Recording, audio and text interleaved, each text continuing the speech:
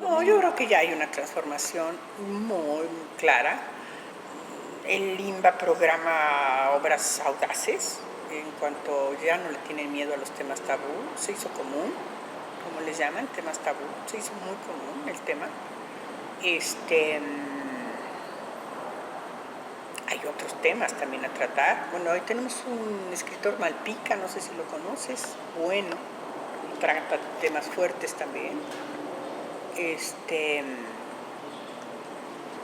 Pues casi todos los dramaturgos que vinieron al diplomado que organizó Amaranta con el IMBA de dramaturgia para jóvenes audiencias, casi todos son dramaturgos comprometidos con una dramaturgia, le podríamos llamar moderna, seria, de emociones. ¿Cómo me dijiste que le llamas tú? Comprometida con la infancia. Con la infancia. Pues es eso, es comprometerse. Porque ayudas, porque no puede ser que los niños sigan viviendo en Walt Disney. No es cierto. No es cierto. En donde los personajes ni siquiera son papás, todos son tíos. ¿Sí? ¿No te has fijado? El Pato Donald tiene sobrinos. Mickey tiene sobrinos. ¿Quién tiene hijos? Nadie. Es una sexualidad perdida allí, quién sabe cómo aparecieron, ¿no? De una semilla.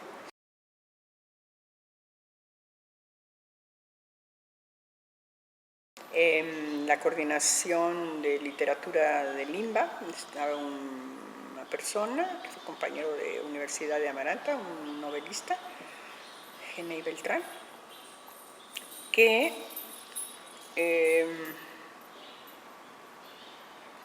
venían hace mucho tiempo hablando de la posibilidad de hacer algo así. Y le dijo, bueno, estoy aquí, vamos a hacerlo. Y Amaranta lo armó, les habló a los dramaturgos, conoce mucho la dramaturgia de México. Y entonces, ¿qué hizo? Dividió los temas del diplomado y escogió para cada tema aquel dramaturgo que era como mejor en ese tema. Es lo que hizo. Tuvimos el apoyo, no había casi nada de apoyo, fue en finales del sexenio pasado. No había dinero y entonces pusieron un poquito Bellas Artes y lo que nosotros hicimos fue anunciarlo como centro cultural y tuvo una gran demanda. Entonces hicimos varias modalidades, modalidad presencial que tenía un precio, a distancia, el Limba, por ejemplo, o sea, la Dirección de Literatura de Limba, Imbal se le dice ahora, tenía como unas pantallas colectivas en centros de Limba de provincia y ahí se reunían varios y se pagaba una cantidad por esa pantalla que se abría. O privadas también, había pantallas privadas. Se dieron cursos, incluso en Canadá tomó una persona el curso, en Argentina otro. Y yo creo que si lo vamos a volver a hacer este año, para avisarles a Colombia, para que se inscriban. No es nada caro y tenemos la gran ventaja de Emiliano, que además de hacer la multimedia y actuar y todo, era el coordinador de toda la multimedia y contrató el programa para enviar la imagen y tenía los micrófonos y las preguntas y respuestas, todo. Él estaba aquí y tomaba todo el diploma. Entonces, creo que en Marionetas de la Esquina tenemos una ventaja. Además de dedicarnos al teatro, a la producción, porque producimos todo aquí, también toda la parte académica la hace Amaranta y tenemos el gran apoyo de Emiliano y de Beto, que hacen que todo sea fácil. No fue complicado, yo decía, ¿cómo vamos a hacer esto? Y después que me explique Emiliano, Amaranta tiene su oficina allá arriba, le digo, ya, se hace. Y si perdemos, no vamos a perder, le dije, vas a ver. Y no perdimos. No sé. Yo lo que sé es que Amaranta puso a Susan para abrir, Susan y ella, y se llamaba Desestructuración de la infancia. O sea, no se habló de dramaturgia, sino de infancia. ¿Qué pasa con los niños? Entonces eso me pareció genial, no voy a decir maravilloso, genial me parece, porque hay que hablar de lo que son los niños, de lo que viven, de lo que sienten, de cómo trabaja Susan cuando tiene un texto y lo presenta con niños, que es lo que hace Amaranta también. Tiene un texto y va y lo lee y lo tallerea con los niños.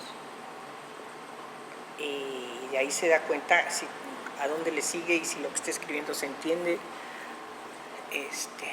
Hay un compromiso con la infancia.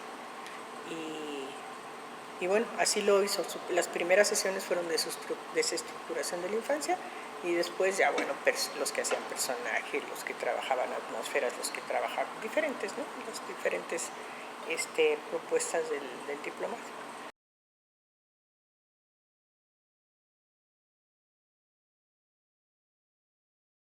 O sea, no se trataba de hacer un diagnóstico del teatro infantil, se trataba de que los que lo tomaban escribieran y se atrevieran a escribir un texto y hagan un premio. Uno de los textos que salieron del diplomado en Tlaxcala ganó y es el teatro escolar que se va a hacer. Fíjate, hace 25 años no admitieron la vaca y ahora sale un texto del diplomado con un tema difícil y sale seleccionado.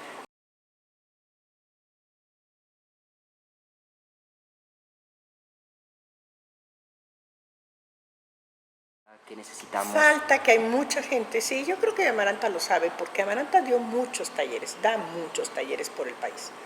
Dio en Tijuana, en Tabasco, tiene grupos de seguidores en muchísimos lados y se da cuenta que los jóvenes tienen muchas ganas de decir, pero pocas herramientas.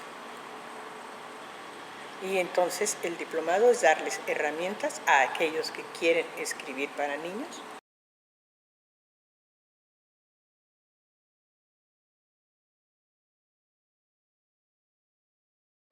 Nosotros, Lucio y yo, hace muchos años, 30, vivíamos la crisis que vivían casi todas las compañías de desbaratarse o de continuar o de si vale lo que hacías o si no, y que el dinero no alcanzaba. Hubo una época en que había muy buen patrocinio y muchas giras, y después del terremoto que hubo aquí en México, el primer terremoto, creo que es en 77, 87 creo. Ajá, el presupuesto bajó espantosamente. Después tuvimos otras crisis, la crisis de enero de un presidente que salió y otro que entró. En fin, bueno, esa es una historia que conocemos todos en América Latina. Y en esos momentos entra la creatividad de decir, ¿qué voy a hacer? ¿Quiero seguir? Vivíamos en Cuernavaca y había una persona que nos conocía, que era un gran amigo, es un ingeniero químico, que llegó, estábamos en una junta, un lunes, y le dije, pasa y siéntate, estamos en junta, ahorita después comemos. Y oyó toda la junta, estuvo calladito, y después me dijo, Lourdes, necesitan una asesoría. Y entonces, pero no una asesoría de teatro, me dijo, de negocios. Yo le digo, ¿cómo de negocios? Y entonces había un hombre que se llama, el que te digo se llama Octavio García, y el otro que nos recomendó con otro que se llama Alejandro Serralde, que tiene una empresa de asesoría a empresas. Y fuimos a hablar con él, y dijo, bueno, primero quiero ver qué hacen. Y nos fue a ver, y dijo, es maravilloso lo que hacen.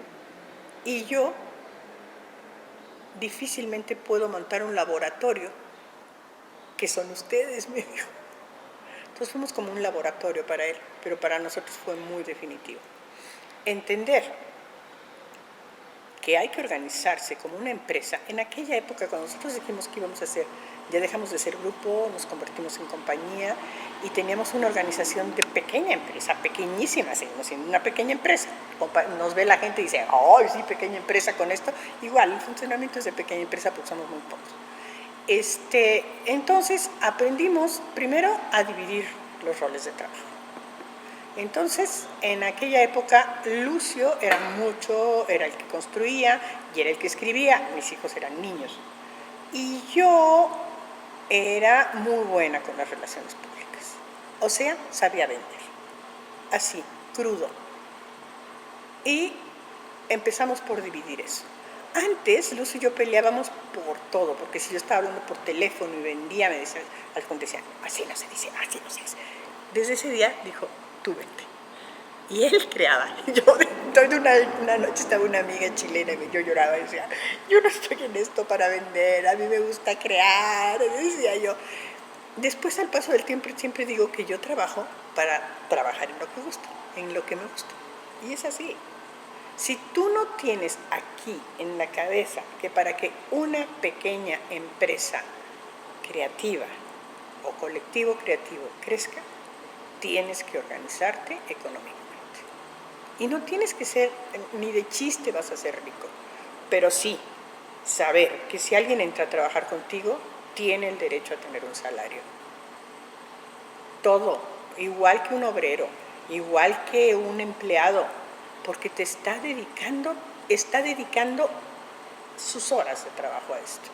Entonces eso nos lo planteamos Luz y yo, aunque ya desde antes éramos una compañía rara, que inmediatamente que pagábamos.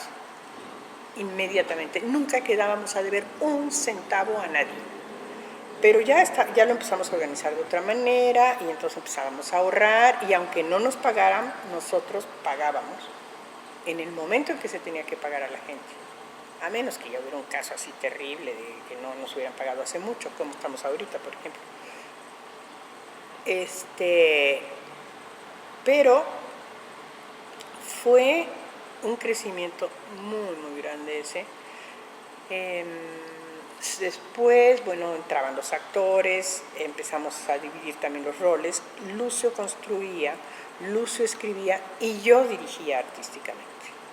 ¿Por qué? Porque tengo una mente de secuencialización muy clara, que no todos la gente tienen. Y yo creo que un director de escena tiene que tener esa mente de secuencialización muy, muy bien definida. O sea, porque dirigir es seguir una secuencia y saber qué pasa en esta secuencia y qué necesitas en esta para que resulte en la que sigue.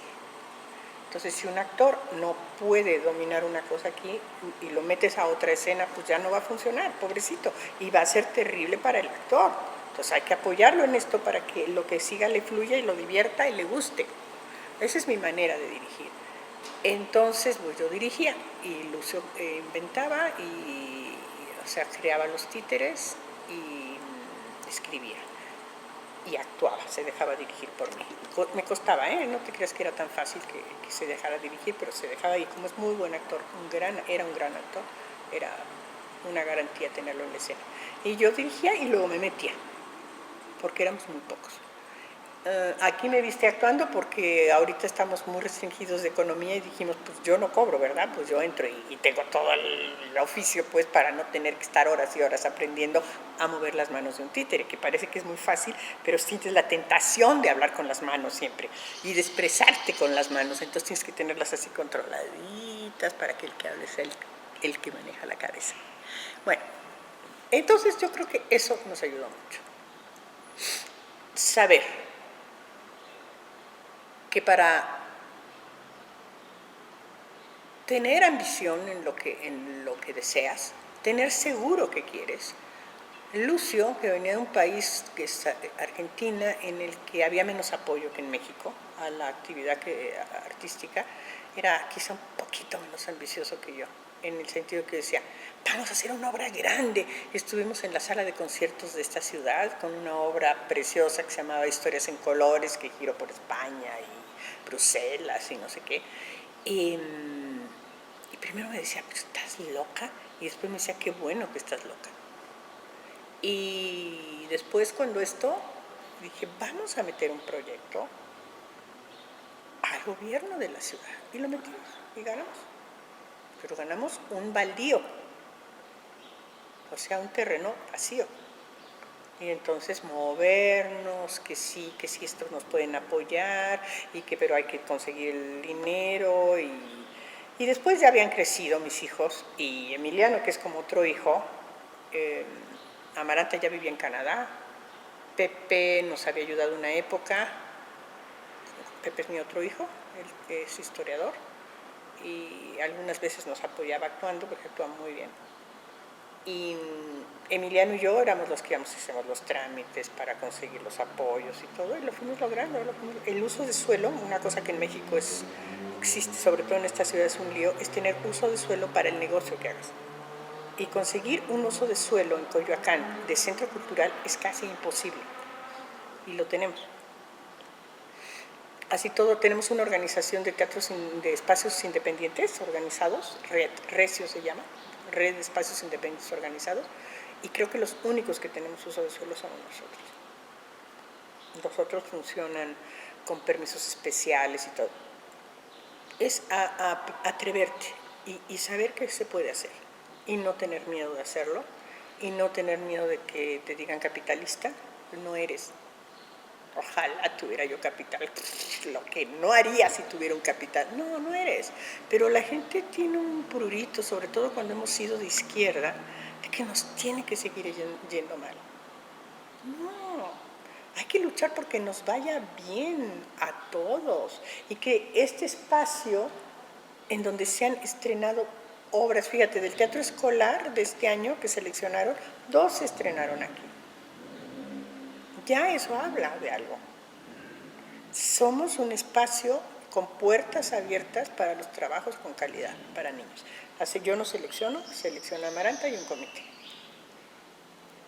A mí nada más me llegan y a veces digo, y casi siempre me equivoco. Tenía razón Amaranta. ¿Qué te puedo decir? Otra cosa, importantísimo. El tiempo no perdona.